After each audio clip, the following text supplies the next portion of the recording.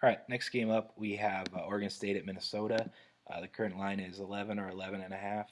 And my personal line, I made this 12 and a half. And I'm a pretty optimistic Gary Anderson guy.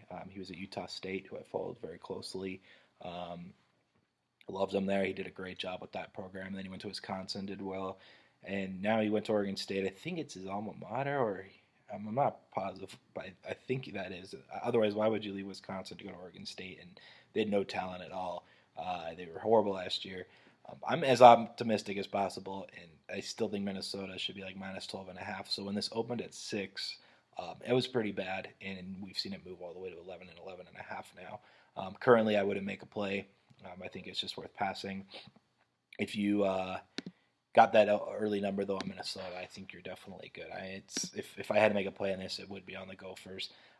They're just a strong team. They're not the sexiest team. I think that was something I was just writing um, for my college football preview that's coming out.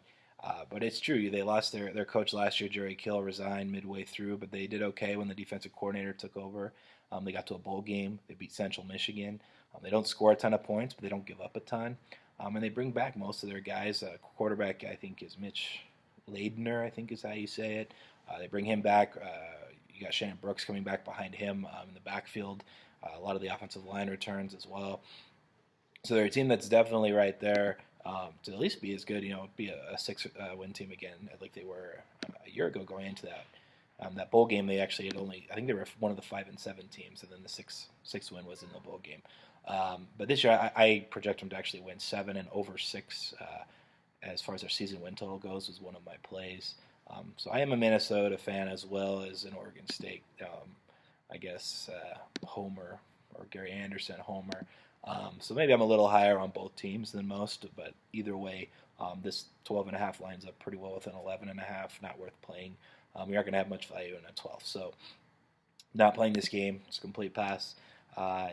If it got to above 14 or something like that, I did this in the last video with the South Carolina Vanderbilt. I might buy back on some of my -6. So if you're someone that got a really good Minnesota number and you're looking for a spot to potentially middle/hedge some of it, if Oregon State got up to plus 14 or 14 and a half, then I think it's definitely worthwhile playing some back. But if not, just hang on to your good number and hopefully it cashes.